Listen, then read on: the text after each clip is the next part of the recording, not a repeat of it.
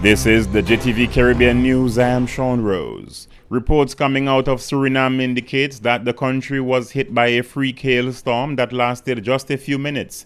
Residents reported hearing rocks of ice rattling on their zinc roofs. Radio journalist Rudy Esajas said it had not been particularly cold when the hail started, just a bit more than usual. The unprecedented weather phenomenon lasted at least 4 minutes and was experienced mainly in two southern neighborhoods of the city of Paramaribo. The Meteorological Office said it was not the first time it hailed in Suriname. It is reported that the last time this happened was in the 1950s. National disaster officials reported little or no damage. There were also no reports of personal injuries, even as citizens recounted stories of their cars and houses being pelted with stones. They said the hail rocks were about the size of grapes. The Jamaican bobsleigh team has officially qualified for the 2014 Winter Olympics in Sochi with a two-man team comprised of veteran Winston Watts and Marvin Dixon, officials say. While the team continues to struggle to find funding, it's a significant event for a bobsleigh program that has struggled in recent years. The team says it needs about $80,000 for expenses to make the trip to Russia for the Winter Games, which officially begin on February 7. According to Caribbean Journal, it is the first time the Jamaican bobsleigh team has qualified for the Games since 2002. It also qualified for the 1988, 1992, and the 1994 Winter Olympics. Two more men are in police custody assisting with investigations into the death of British national Roger Pratt. Pratt, age 62, was on a trip with his wife Margaret in St. Lucia when their boat was boarded by three unidentified attackers on Friday. Police say the matter is being pursued aggressively. More in this report from HTS News Force. 5 men are now in custody assisting with the Roger Pratt homicide investigation, and police are promising a thorough investigation. The 62-year-old British national's body was found in the waters of the Vieux-Fort port after he was attacked aboard his yacht. His wife suffered minor injuries. A post-mortem conducted on the body of Roger Pratt has revealed that he died from asphyxia, secondary to blunt force trauma.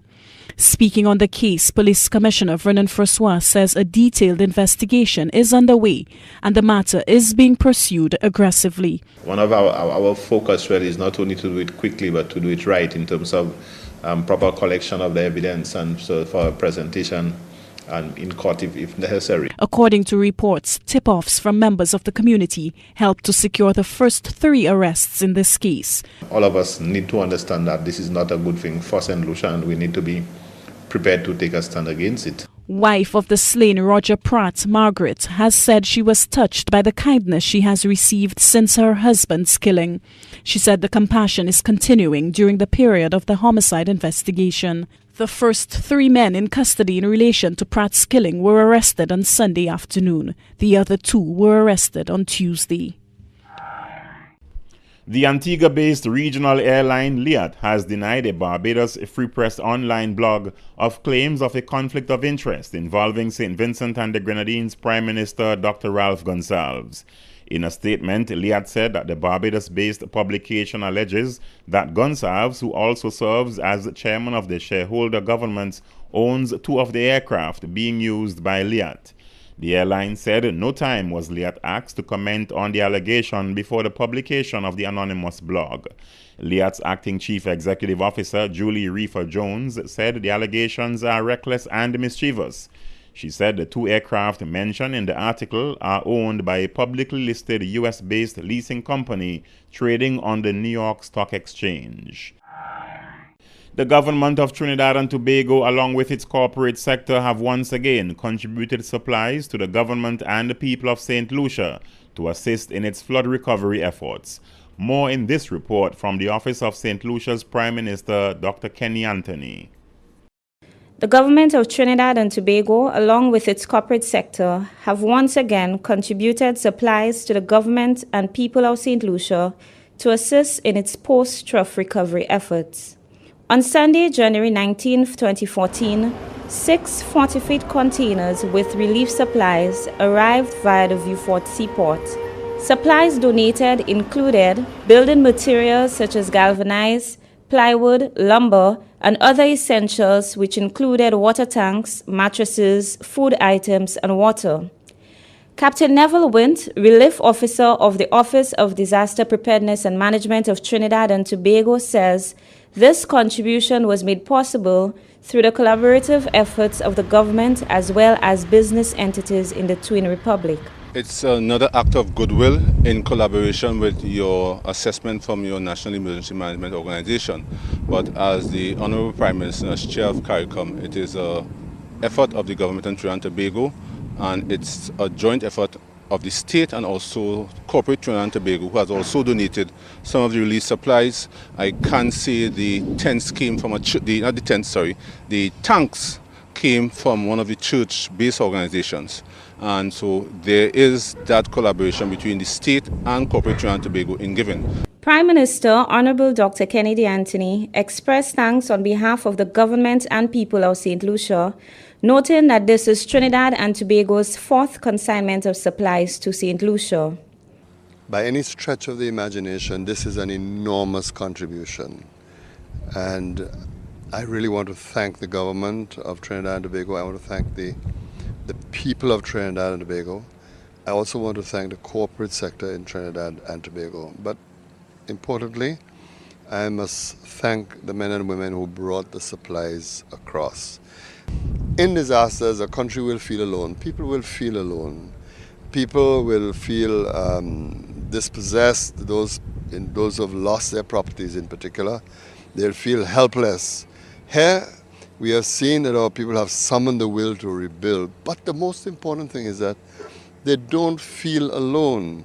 They know that the region has come to their support, come to their assistance, come to their aid. That strengthens their resolve, strengthens their ability to respond to the crisis that they face, individualized as it may be. The supplies have been handed over to NEMO for distribution according to the Needs Assessment Report. From the Office of the Prime Minister, this is Jadia Jean-Pierre-Emmanuel reporting.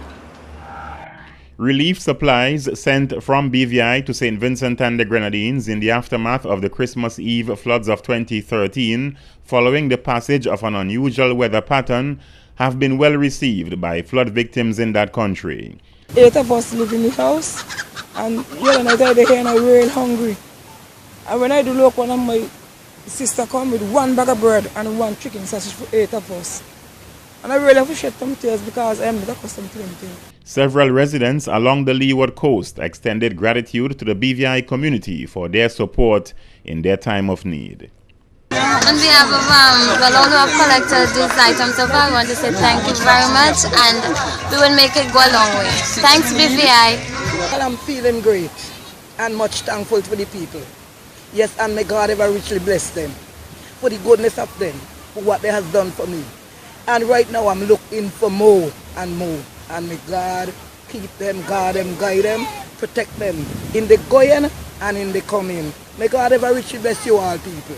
A 40-foot container packed with relief supplies arrived in St. Vincent on January 16 and was cleared without any customs duties and unpacked the following day. By Saturday, January 18, a team dominated by Lions and Leos in St. Vincent began the tedious task of packing food hampers for individuals and families.